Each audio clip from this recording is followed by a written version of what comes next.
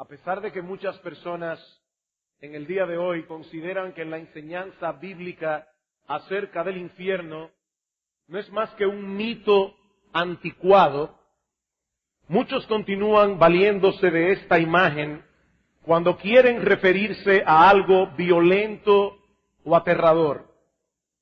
Durante la Segunda Guerra Mundial, la división comandada por el general Patton, la primera unidad americana que entró en Berlín, fue llamada el infierno sobre ruedas por los destrozos que causó. En diciembre del año 1990, cerca de Chattanooga, Tennessee, se produjo un tremendo accidente en el que chocaron 75 vehículos en cadena, dejando un saldo de 15 muertos y 186 heridos. Un bombero describió la escena como un infierno de 5 kilómetros. La primera noche de bombardeos sobre Bagdad, probablemente muchos recordarán esto, en la guerra en el Golfo Pérsico en el año 1991, el corresponsal de CNN, Bernard Shaw, comentó a los televidentes: esto es como estar en medio del infierno. Esta palabra transmite una imagen aterradora, aunque curiosamente también se usa en ciertos contextos para referirse a cosas positivas o emocionantes. Cuando Saddam Hussein anunció en 1990 la liberación de todos los extranjeros que habían sido retenidos en Irak luego de la invasión de Kuwait, uno de los rehenes llamó por teléfono a su esposa en Gran Bretaña para saber si ella había oído la noticia.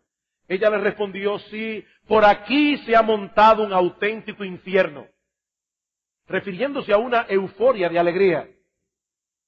Y esta misma semana leí en un periódico local la noticia de que se ha desatado una batalla infernal en el béisbol de Grandes Ligas por el premio del jugador más valioso.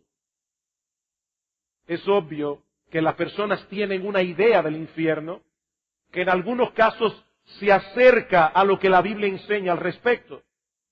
Pero también es evidente que el infierno es un concepto que se ha ido evaporando gradualmente de la conciencia colectiva de la sociedad occidental. Y algunas personas piensan que la idea de una condenación eterna es una especie en extinción. A principios de los 70, John Lennon compuso una de sus canciones más famosas. Y esta canción comienza diciendo: imagínate que no existe el cielo. Es fácil si haces un intento. Sin un infierno bajo nuestros pies y sobre nosotros solo el firmamento. Imagínatelo. Sin cielo y sin infierno. He ahí la filosofía de vida que muchos prefieren asumir, tomando a John Lennon como su profeta. De la nada venimos y a la nada volveremos, y entre una nada y la otra debemos procurar sacarle el jugo a esta vida, porque esto es todo lo que hay. ¿Pero es realmente así? ¿Es realmente así que después de la muerte física no hay nada más?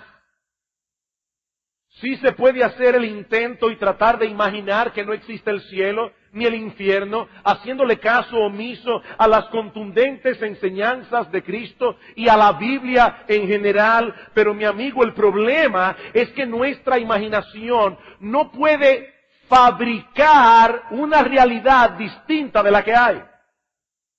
Las cosas no son como yo quiero imaginármelas. Las cosas son como son. Y lo que quiero hacer en esta ocasión es echar un vistazo a lo que la palabra de Dios enseña con respecto al infierno.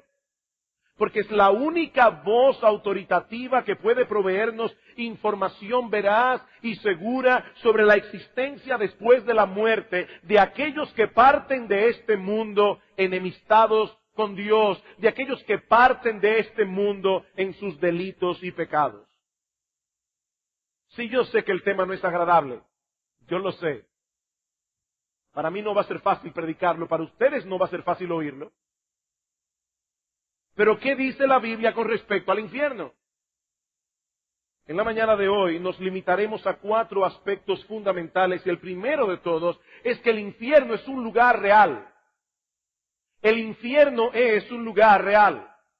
Y digo esto porque muchas personas viven vidas tan miserables que no pueden imaginarse siquiera que existe otro infierno del que ellos han vivido aquí. En una de sus obras de teatro, el filósofo existencialista Jean-Paul Sartre pone en boca de uno de sus personajes algo que pienso y sospecho que está en la mente de mucha gente. El infierno son los demás. El infierno son los demás. Olvídense de la hoguera y el azufre, dice él. No hay más infierno que la condición miserable que otras personas nos hacen padecer en esta vida. Pero esa no es la enseñanza de la Biblia con respecto al infierno.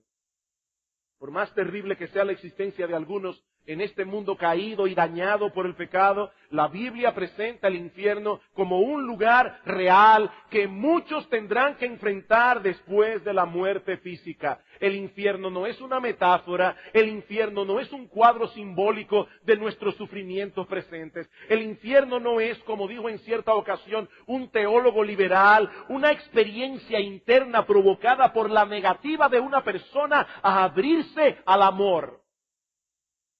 No.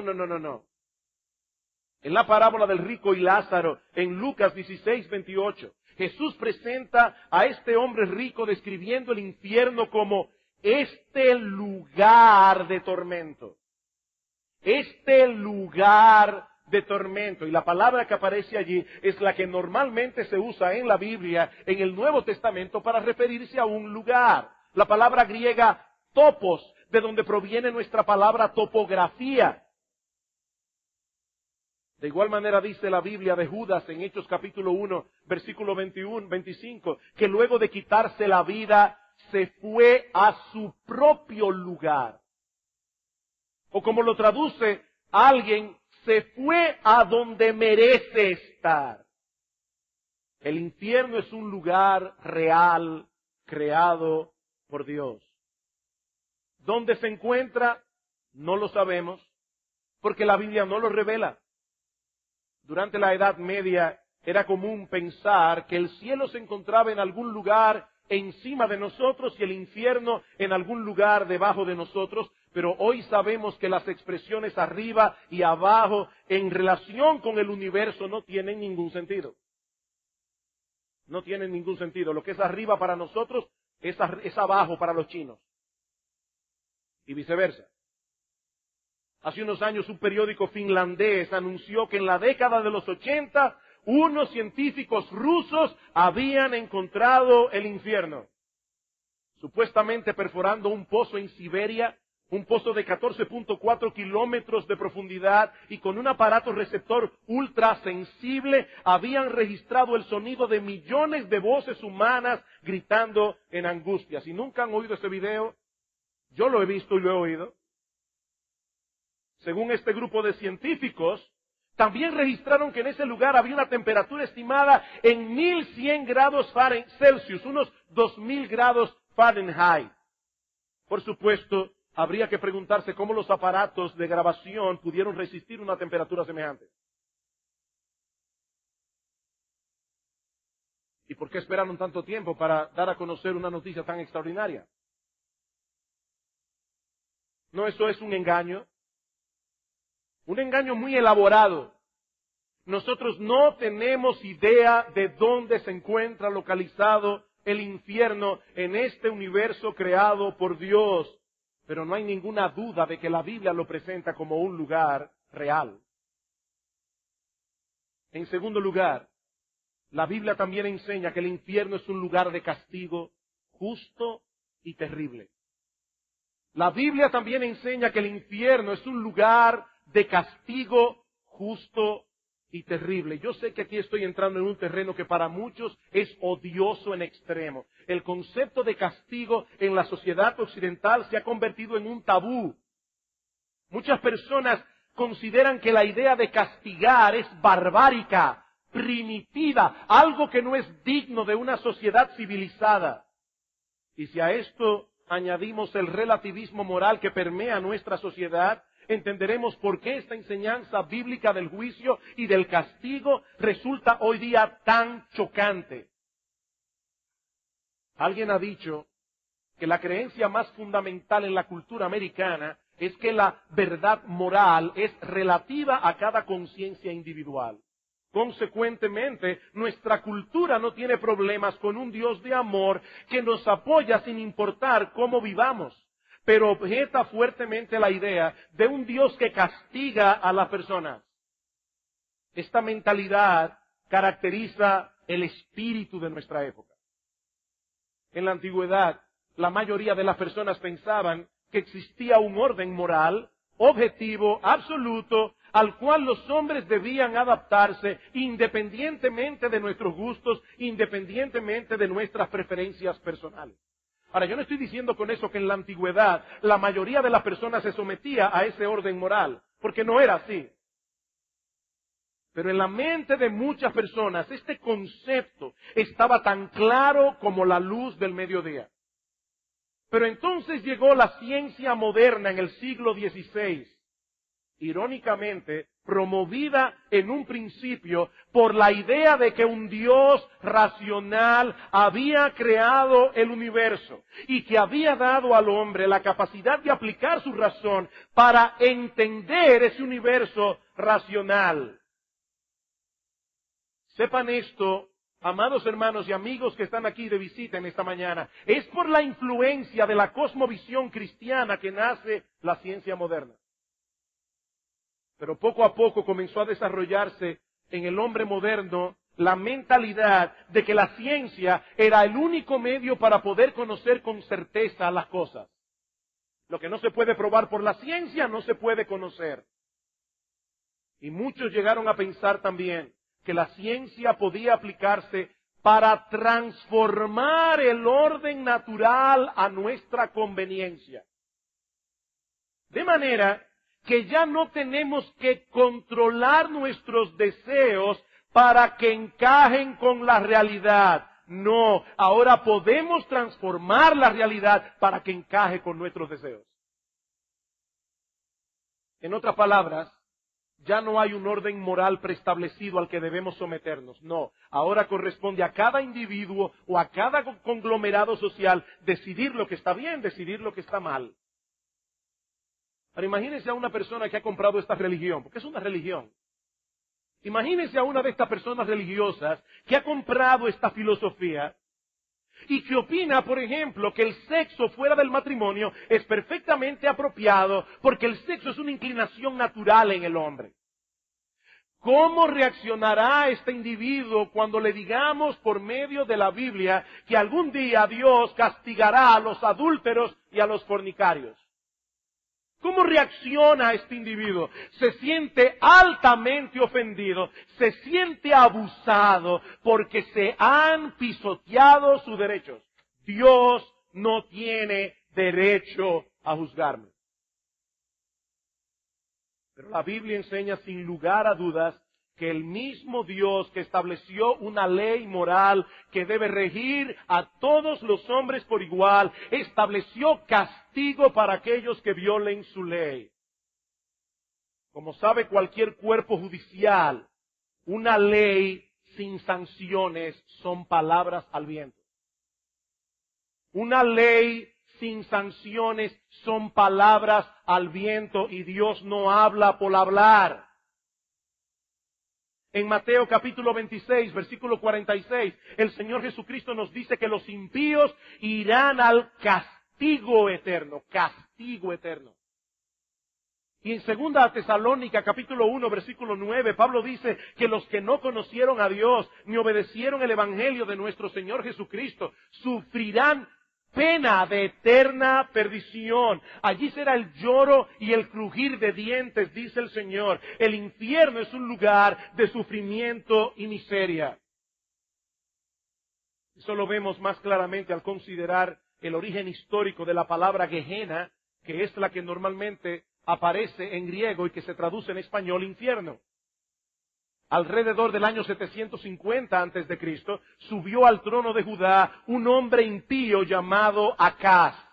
Y una de las atrocidades que este rey idólatra cometió fue la de sacrificar a sus propios hijos al dios amonita de Moloc en el valle de los hijos de Hinnom, o valle de Hinnom, un lugar ubicado al sudoeste de Jerusalén.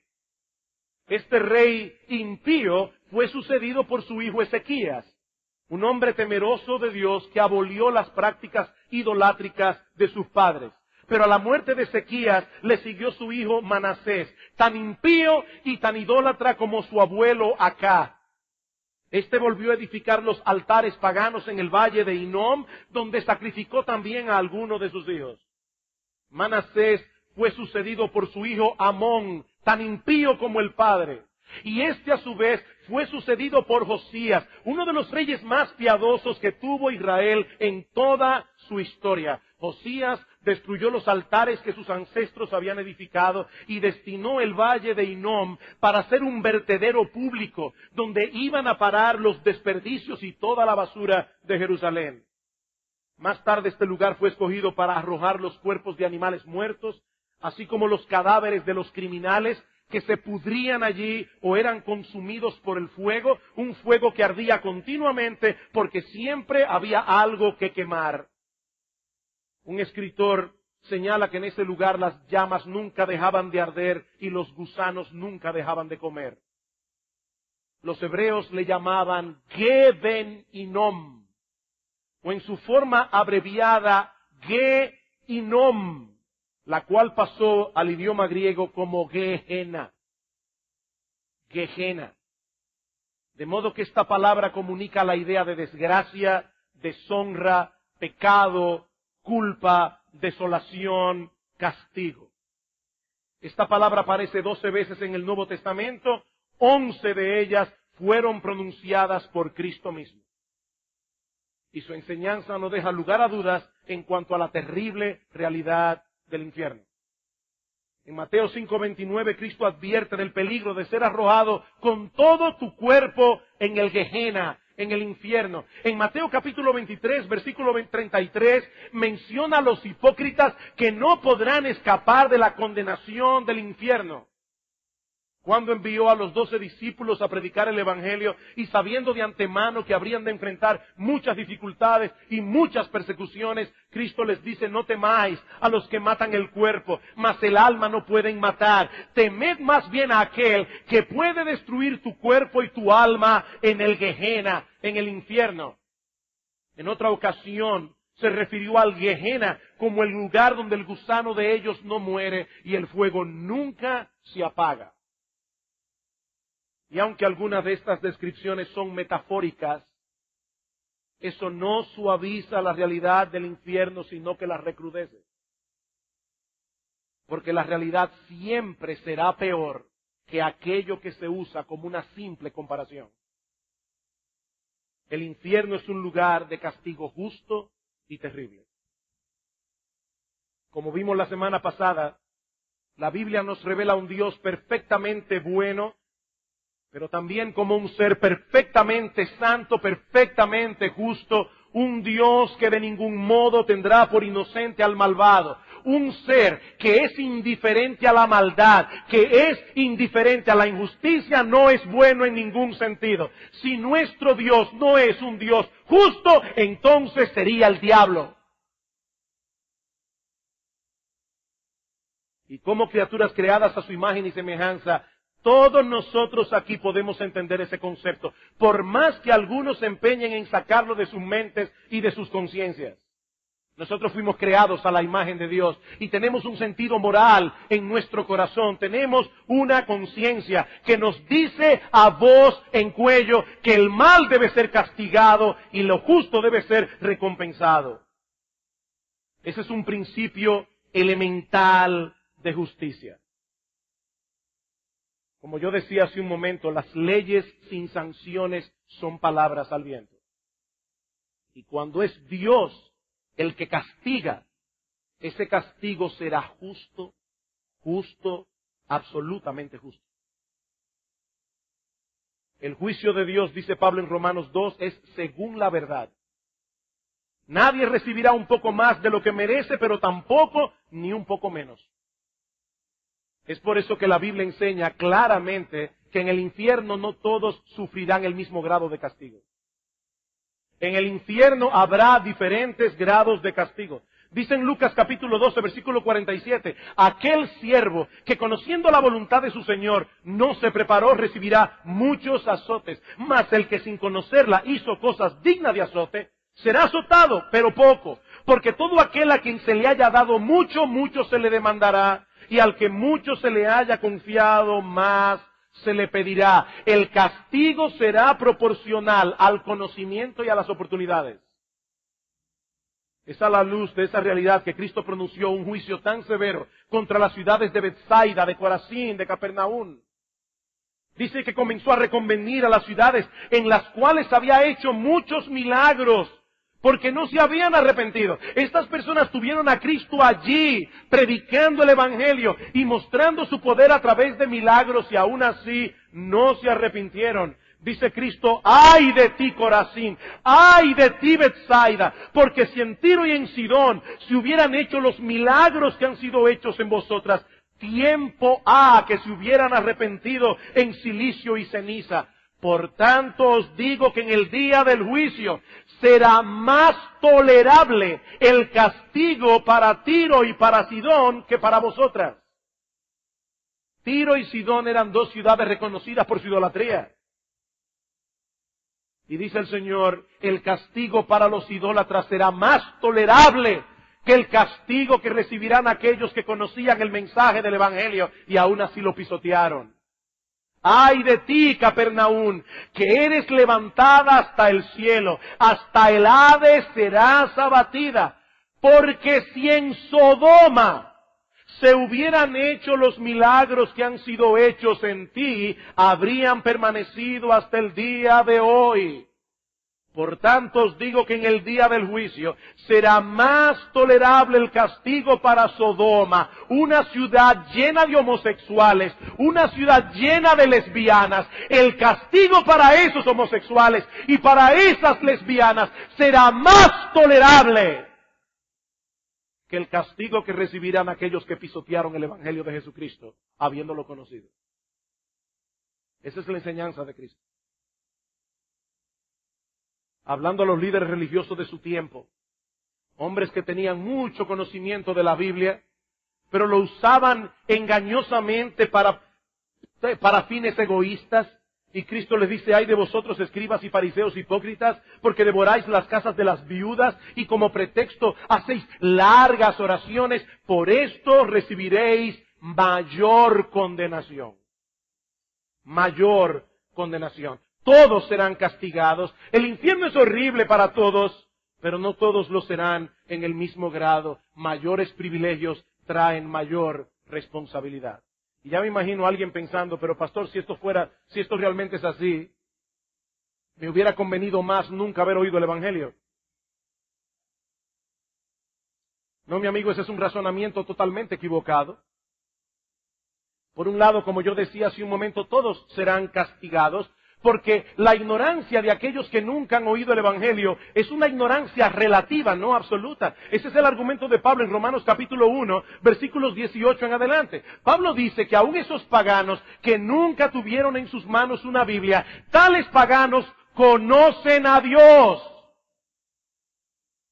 ¿Cómo lo conocen? Porque las cosas hechas por Él, su eterno poder y deidad, se hacen claramente visibles por medio de las cosas hechas, de modo que no tienen excusas. Dios es un artista que quiere ser conocido y puso su firma de artista al pie de su obra. Por donde quiera que mires, verás un testimonio de la gloria de Dios. No es una ignorancia relativa, por eso no son inocentes, son culpables. Alguien se preguntaba qué va a pasar con los pobres inocentes de África que nunca han oído el Evangelio. Y R.C. Sproul responde muy sabiamente, los pobres inocentes de África no serán condenados porque Dios no castiga a los inocentes. Ahora la pregunta es si hay algún inocente en África. Pablo dice que no. Todo hombre sabe que Dios existe. Claro que psicológicamente muchas personas se convencen de lo contrario. Pero Pablo dice, habiendo conocido a Dios, no le glorificaron como a Dios. ¿Saben qué pasa, mis amados hermanos y amigos que están aquí en esta mañana? Nadie puede vivir como si Dios no existiera. Eso es imposible. Cada vez que una persona grita airada, esto no es justo, sin saberlo, está reconociendo que existe un estándar de justicia al que todo el mundo debería someterse.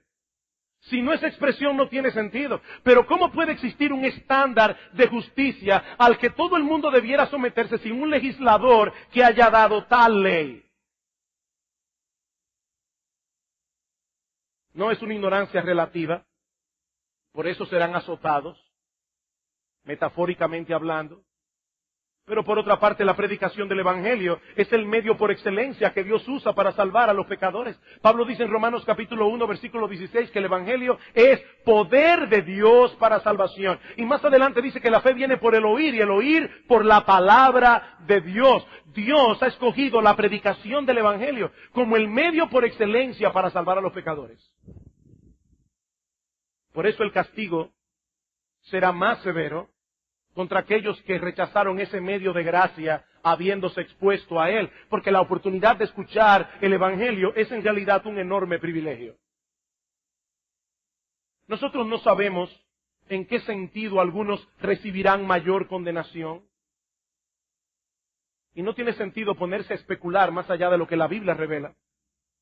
Pero yo creo que nosotros podemos suponer con bastante grado de certeza que una de las cosas que agravarán el castigo de muchos en el infierno será su memoria.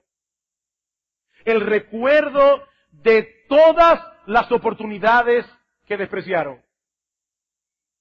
El recuerdo de tantas predicaciones, el recuerdo de tantos devocionales familiares, el recuerdo de tantas oraciones paternas, aún con lágrimas, eso agravará sin duda el remordimiento de millares y millares de los condenados en el infierno. ¡Oh, si hubiese hecho caso! ¡Oh, si hubiese venido a Cristo en arrepentimiento y fe, cuando todavía podía hacerlo! Pero el día llegará cuando toda oportunidad se perderá para siempre. Y eso nos lleva a nuestro próximo encabezado. Y es que el infierno es un lugar de castigo eterno. El infierno es un lugar de castigo eterno.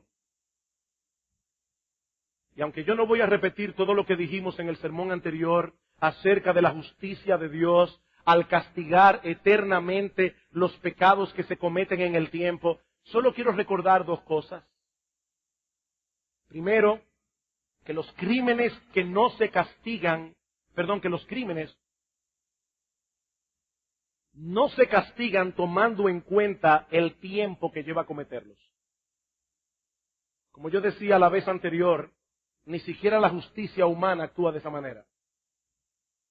Un segundo es suficiente para apretar el gatillo y cometer asesinato. Un segundo. 10 años puede llevarle a un individuo tramar un engaño para robarle todo lo que el otro tiene. Pero el crimen cometido en un segundo se va a castigar más severamente que aquel que lo cometió durante 10 años. Lo que se toma en cuenta al imponer un castigo no es la cantidad de tiempo que lleva a cometerlo, es la dignidad del ser que fue dañado u ofendido con el crimen. Imagínense por un momento cualquiera de estos niños que están aquí sentados en esta mañana, que de repente un día el padre los ve pisoteando un gusano. Y el padre le dice, niño, mi hijo, no seas cruel, ni siquiera con un gusano, a menos que ese gusano estuviera en un lugar inconveniente. Pero yo no me imagino a ese padre llamando al niño y diciéndole, ¡oh, tú perverso! ¡Qué cruel eres! Maltratando a ese pobre gusano. No. Ahora, si el padre viera a ese mismo niño maltratando al gato de la casa, probablemente la reacción sería diferente. Porque un gato no es lo mismo que un gusano en nuestra mentalidad. Nosotros le asignamos un valor diferente. Ahora, si el padre encuentra a ese niño torturando a uno de sus hermanos, entonces la situación sería 1000 veces peor. El problema del pecado es que se trata primariamente de una ofensa contra Dios. Y Dios es infinitamente digno de ser adorado, infinitamente digno de ser obedecido. Todo pecado que el hombre comete contra Él merece una pena infinita. Todo pecado. Pero por el otro lado tenemos que tomar en cuenta que cuando los pecadores vayan al infierno, seguirán dañados en sus corazones, ahora sin el freno de la gracia común de Dios, y seguirán pecando y blasfemando y aborreciendo a Dios con toda su alma por los siglos de los siglos. Y por lo tanto mereciendo condenación por los siglos de los siglos. Mi amigo, no te engañes, si hay algo que la Biblia enseña con toda claridad, es que el castigo del infierno es eterno. Cuando dice Cristo en Marcos capítulo 9, versículo 46, que en ese lugar el gusano de ellos no muere y el fuego nunca se apaga, es obvio que se está refiriendo a un castigo que nunca termina y a un castigo que se sufre de manera consciente. Nosotros no sabemos a qué se refiere Cristo cuando habla del gusano. Porque evidentemente no se está refiriendo a gusanos reales. Es una metáfora. Por eso dice el gusano de ellos. Y muchos teólogos entienden que se refiere a la conciencia. Esa conciencia corroyendo al pecador por los siglos de los siglos. En el texto de Mateo 25:46, que ya hemos citado varias veces, Cristo dice que tanto los impíos como los justos arribarán a un destino eterno. Tanto el uno como el otro. Los primeros a un destino de condenación y castigo. Los segundos a un destino de vida y de bienaventuranza. Pero tan eterno es un destino como el otro. En el texto que leímos en 2 Tesalónica 1:9, Pablo dice, sufrirán eterna perdición. El profeta Daniel nos dice que los condenados sufrirán vergüenza y confusión perpetua. En 2 de Pedro 2:4 se habla de prisiones eternas. En el versículo 7 de Judas se habla del castigo del fuego eterno. Y en el versículo 13 de eterna oscuridad. Dios se empeñó en dejar señales claras de advertencias para que no hubiese ninguna duda al respecto. El castigo del infierno es eterno. Eterno. Nosotros no podemos ni siquiera comprender ese concepto. Eternidad. Y yo le pedí al Señor en esta semana, Señor, por favor, usa el mensaje de tu palabra para clavar esa palabra en el corazón de los inconversos aquí. Eternidad, eternidad, eternidad por los siglos de los siglos. Hablando de los condenados en Apocalipsis capítulo 14, versículo 11, dice que el humo de su tormento sube por los siglos de los siglos. La misma expresión que se usa para hablar de Dios en Apocalipsis 4:9. Dice que Dios es el que vive por los siglos de los siglos, de manera que el tormento del infierno es tan eterno como Dios mismo. Sí, yo sé que algunas sectas pseudocristianas enseñan que los pecadores serán destruidos en un instante cuando sean arrojados al infierno. Y algunos dicen que lo que sube por los siglos de los siglos es el humo. No, ese texto dice algo más. Dice, y serán atormentados, no tienen reposo de día ni de noche. No tienen reposo de día ni de noche.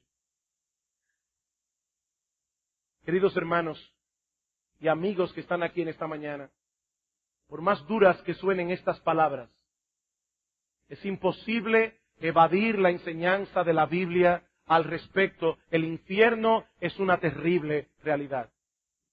Tan terrible que Dios el Hijo se hizo hombre para sufrir el infierno en la cruz del Calvario y así poder proveer al hombre salvación gratuita por medio de la fe.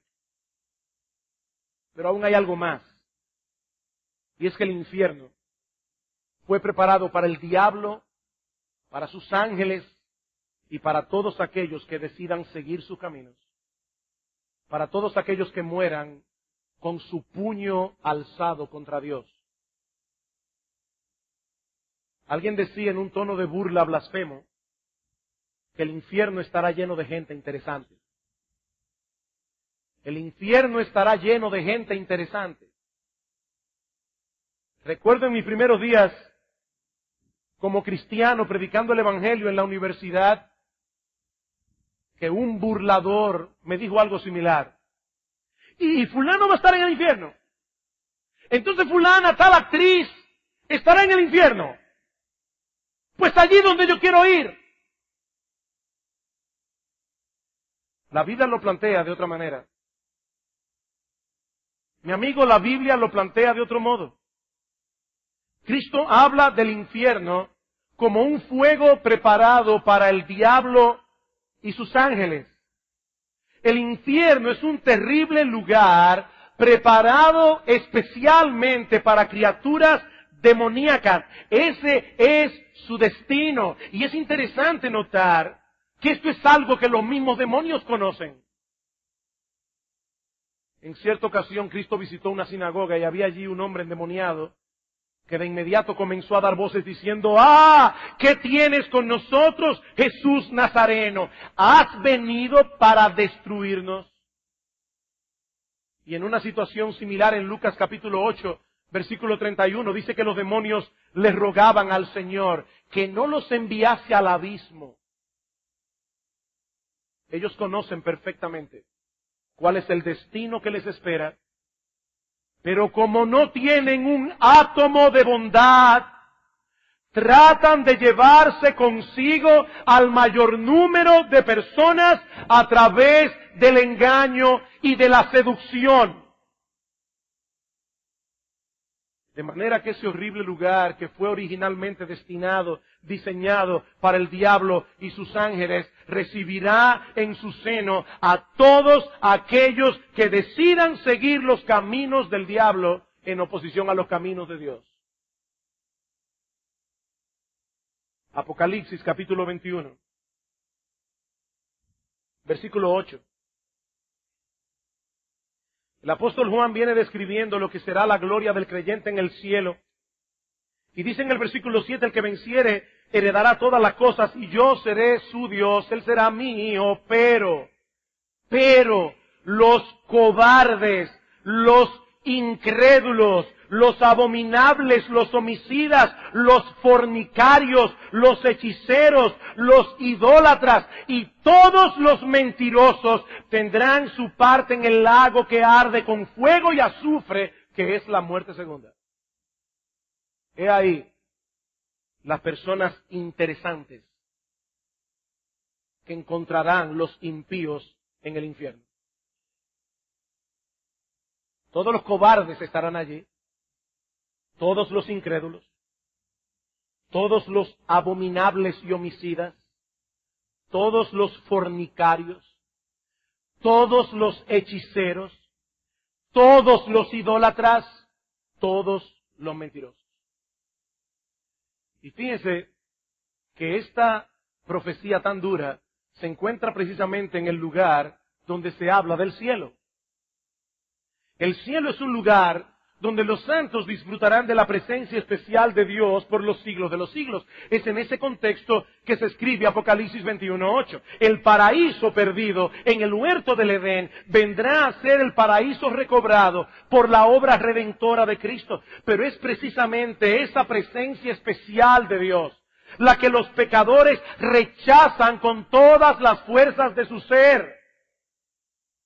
Por eso decíamos el domingo pasado, citando a C.S. Lewis, que al final de cuentas solo hay dos tipos de personas en el mundo. Aquellos que dicen a Dios, hágase tu voluntad, y aquellos a quienes Dios dirá al final de sus días, hágase tu voluntad.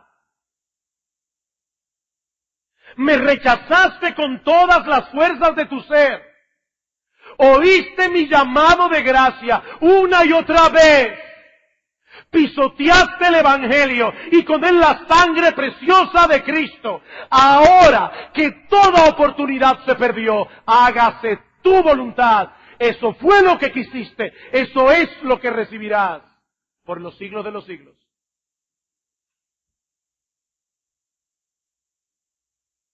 Y por favor no piensen que el infierno solo está lleno de criminales, de alcohólicos, de drogadictos, de fornicarios, de adúlteros, porque no es verdad. En el infierno habrá también mucha gente decente y moralista, que por estar confiando en sus propias obras, por estar confiando en su propia justicia, también desecharon el Evangelio de gracia de nuestro Señor Jesucristo. ¿Recuerdan la palabra del apóstol Pablo en 2 Tesalonicenses capítulo 2, versículo 8? Pablo dice allí que los que no obedecieron a Dios, no conocieron a Dios, ni obedecen el Evangelio de nuestro Señor Jesucristo, sufrirán pena de eterna perdición. ¿Cuál fue el pecado allí? No recibir por fe el Evangelio de gracia. Por eso Cristo le dice a Nicodemo, un hombre decente, un hombre moralista, Nicodemo, el que no naciere de nuevo, no puede ver el reino de Dios. El que cree en el Hijo de Dios tiene vida eterna, dice en Juan 3:36, pero el que rehúsa creer en el Hijo no verá la vida. No importa qué tan decente, no importa qué tan popular sea en la alta sociedad. Cristo dice, el que oye mi palabra y cree al que me envió tiene vida eterna. Y no vendrá a condenación, mas ha pasado de muerte a vida. ¿Quiénes? Los que se guardan de adulterio, los políticos que no son corruptos, los que no roban lo que no les pertenece, no. Los que escuchan mi palabra y creen al que me envió. He ahí, en una forma bien resumida, algunas de las enseñanzas más importantes de la Biblia acerca del infierno. El infierno es un lugar real, el infierno es un lugar de castigo, el infierno es un lugar de castigo eterno, el infierno fue preparado para el diablo, para sus ángeles, pero también irán a parar allí todos aquellos que murieron en sus pecados, enemistados contra Dios. Indudablemente se trata de una doctrina difícil de asimilar, aún para nosotros los creyentes. Aún para nosotros los creyentes. ¿Saben por qué? Porque nosotros no tenemos un concepto adecuado de la horrible naturaleza y culpabilidad del pecado. Y mucho menos tenemos una idea, ni siquiera aproximada, de la magnificencia de la gloria de Dios. Como dice el teólogo Charles Hodge, somos jueces incompetentes para juzgar la penalidad que el pecado merece. Somos jueces incompetentes para juzgar la penalidad que el pecado merece. Alguien decía que si una persona tuviese un concepto adecuado del pecado, no se extrañaría de que Dios envíe pecadores al infierno. De lo único que se extrañaría es de que Dios lleve a pecadores perdonados al cielo. Si nosotros pudiéramos ver por un instante el infierno desde la perspectiva de Dios, ¿qué veríamos? Si nosotros pudiésemos ver el infierno desde la perspectiva de Dios, ¿qué veríamos? He aquí a un Dios glorioso, santo, todopoderoso, digno de toda gloria, de toda magnificencia. Y ese Dios decide crear. Y entre todas las criaturas que Él hace al hombre, y solamente al hombre, a su imagen y semejanza. Un ser que tiene intelecto, un ser que tiene emociones, un ser que tiene raciocinio, un ser que puede interpretar los hechos. Y Dios se encarga de hacer una creación lo suficientemente maravillosa como para que no hubiese dudas en cuanto al hecho de que fue Él que la hizo. Y le dio al hombre la capacidad de entender esa evidencia. Pero ese hombre también era un ser libre. Porque Dios hizo a un ser capaz de amar y un ser que no fuera libre, un ser que no tiene opción. Es una máquina, no es una persona. Y ese ser libre, en su libertad, escoge el pecado, escoge seguir la mentira del diablo, escoge voluntariamente darle las espaldas a Dios.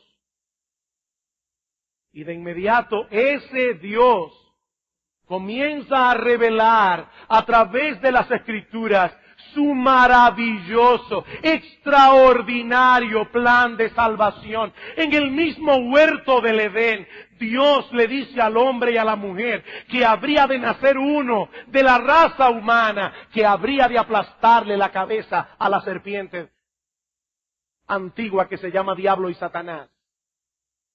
Y ese Dios comienza a enviar profeta tras profeta, tras profeta, tras profeta. Finalmente la Biblia queda escrita, un libro perfecto de principio a fin, sin errores de ningún tipo. Y finalmente ese Dios envía a su propio Hijo, el Dios encarnado, la segunda persona de la Trinidad, para que sufra en la cruz el infierno que sus criaturas rebeldes merecen. Y ahora ese Dios, durante 2000 años, ha estado enviando a sus siervos, muchos de los cuales han tenido que sufrir vergüenza, vejación, persecución, para predicar este glorioso evangelio, este glorioso mensaje de salvación. Y para colmo, Dios ha puesto en el corazón de cada hombre una conciencia, un tribunal moral. Y aún así,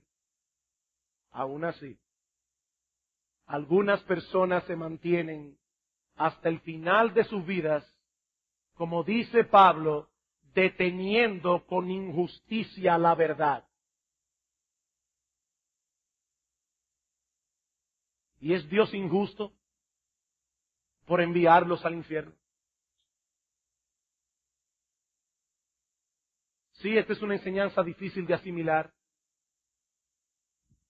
pero sería una inmensa crueldad de nuestra parte dejar de advertir al pecador del terrible destino que les espera si mueren en sus pecados, por el temor de que no nos vean como fanáticos y como irracionales. Eso sería una crueldad. No es casualidad que Jesús hablara del infierno más que nadie.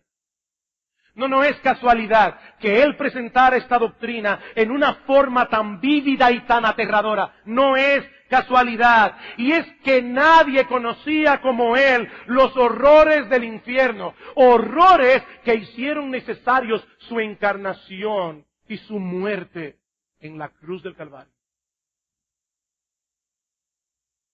¿Saben por qué Jesucristo habló tanto del infierno? ¿Saben por qué lloró sobre Jerusalén? Precisamente porque Él vino a buscar y a salvar lo que se había perdido. Y nadie será salvo sino hasta que vea el terrible peligro en que se encuentra. Mi amigo, el infierno es una realidad aterradora de la que debes procurar escapar cuando todavía puedes hacerlo. Pero mi amigo, es mi deber decirte que esa oportunidad es ahora. Esa oportunidad es ahora, porque ninguno de nosotros puede estar seguro de que tendremos un mañana del que podremos disponer. Yo no puedo imaginar siquiera cómo será ese instante, ese momento en que un pecador traspasa el umbral de la eternidad,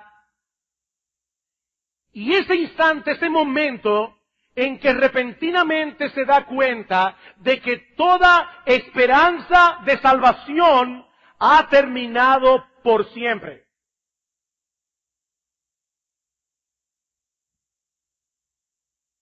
¡Qué terrible! ¡Qué terrible! Pero mi amigo, ese no tiene que ser el final de tu historia. Porque la puerta de salvación sigue abierta para ti. Dios te está dando una oportunidad. Él te trajo a este lugar. Él quería que tú escucharas este mensaje. Ah, pastor, pero ¿qué si yo no soy uno de los elegidos? Recientemente el pastor Salvador Gómez predicó acerca de eso. No, mi amigo, la Biblia no enseña en ningún lugar que los pecadores deben averiguar primero si son elegidos para venir a Cristo en arrepentimiento y fe. Más bien la Biblia proclama que todo el que venga será recibido. Todo el que venga será recibido. Todo el que venga con la disposición de confiar en Cristo y solamente en Cristo para la salvación de su alma. Todo el que a mí viene, yo no lo echo fuera. Más aún, mi amigo, la Biblia dice que la gracia de Dios está disponible para ayudarte en este momento a hacer lo que por ti mismo tú no puedes hacer. La gracia de Dios es una gran salvación. Mi amigo, tal vez en el fondo de tu corazón tú tienes miedo de conocer a Dios. Sí, hay personas que tienen un miedo psicológico al hecho de que Dios exista y tratan de imaginar que eso no es así. Pero mi amigo, yo te recuerdo una vez más que tu imaginación no puede fabricar una realidad distinta de la que hay. Leí en estos días, por una razón particular, estaba leyendo la vida de la poetisa norteamericana Emily Dickinson. Me dio tanta pena, tanta tristeza. Nadie sabe finalmente en qué condición murió esta mujer. Pero ella fue criada en un hogar cristiano. Ella conocía la palabra de Dios. Y todavía más aún, ella sabía que la palabra de Dios era verdad. Pero hasta el fin de sus días no quiso reconciliarse con Dios porque no quería cederle la autoridad de su vida. Y muchos de los poemas de Emily Dickinson revelan esta lucha. Yo sé que es verdad, pero no quiero creer. ¿Sabes una cosa, mi amigo? Si esa es la condición de tu corazón, Dios tiene abundante gracia para cambiártelo, pero pídeselo a Él. Pídeselo a Él. Un hombre vino en cierta ocasión al Señor Jesucristo y Cristo le dice, tú crees, porque al que cree todo lo es posible. Y este hombre rápidamente dice, sí Señor, yo creo. Después lo pensó mejor y le dice, Señor, ayuda a mi incredulidad. Ayuda a mi incredulidad. Le tienes tanto miedo al hecho de que esto sea verdad que no te atreves a pedirle a Dios que te lo muestre. ¿Es tal tu terror? Mi amigo, pídele a Dios que te transforme. Pídele a Dios que venza tu incredulidad. Pídele que destroce la dureza de tu corazón. Pídeselo a Él. Dice la Biblia que Jesucristo es un gran Salvador que puede dar a su pueblo perdón de pecados y arrepentimiento. Pídeselo a Él. Pídeselo a Él. Pero no te vayas de este lugar con la ira de Dios sobre ti. Porque mi amigo, lo cierto es, y yo estoy muy consciente de eso, que este puede ser el último sermón que yo predique en Iglesia Bíblica del Señor Jesucristo, o puede ser el último sermón que Dios te dé la oportunidad de escuchar.